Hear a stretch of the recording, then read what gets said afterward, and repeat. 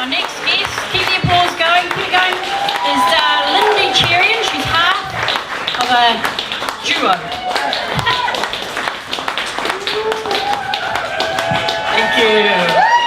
I'd like to think I'm a little more than half. I mean, come on. I'm really glad to see all y'all here today. Y'all, where'd that come from? I'm only from Karori. Glad that you're here. You're not obviously the winners of COVID bingo. Sore throat, bingo. Runny nose, bingo. Last week or a couple weeks ago, I was sick.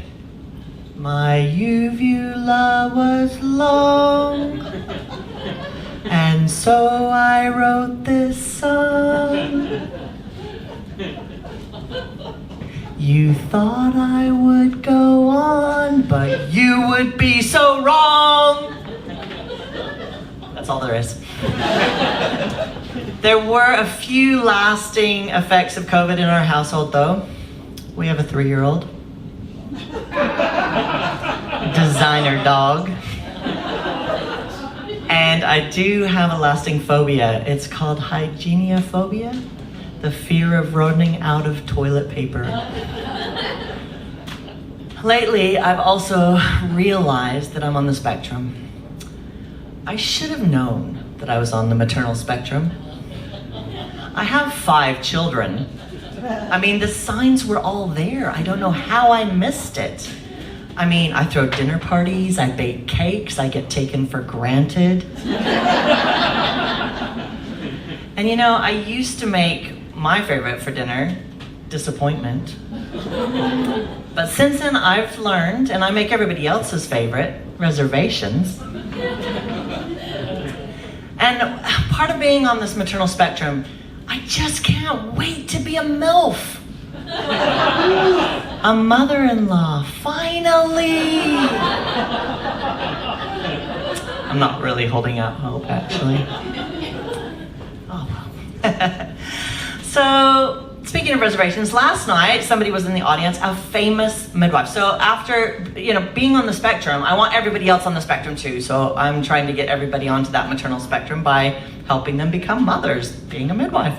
And last night in the audience, there was a famous midwife, Joan Skinner, for those of you who know Who Touched Things, but she was here. She's one of my heroes. I want to be just like her, retired.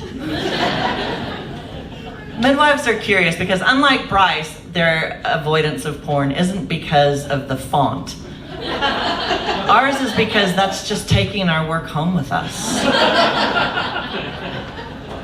And some people slide right, slide left, slide however they want to slide. But for us, we slide in all day long. So, we're just worried about what's coming out. They're worried about what's going in, They think, oh my goodness, for midwives, we're like, it's coming, it's coming. Yeah, that's what got you there in the first place. So, as midwives, we look after you. We're very worried about your welfare, and we make sure we're very vigilant about watching for adverse conditions like preeclampsia, placenta previa, ugly babies. But it's okay, we have a really large box of knitted hats.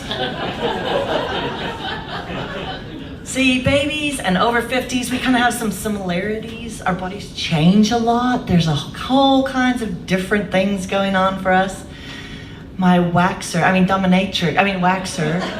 she has so much work to do. And, she sees probably as many vaginas as most of us midwives. Oh my goodness. So, the tough decisions of being over 50. Should I grow a beard? The options are endless, really. And if only this had happened in my 20s and 30s, I would have got a 20% pay rise and I would have so much more privilege. So, and as I get older, I have a whole new appreciation for electric devices. They get me where I need to go. I ride an electric bike. Come on, what are you thinking? But my electric bike, I've had it for a couple of years, and it has kind of lost a bit of its battery power. It just doesn't get me there the way it used to. little bit like over 50s men, maybe? I mean, it is blue. It's not a little blue pill, but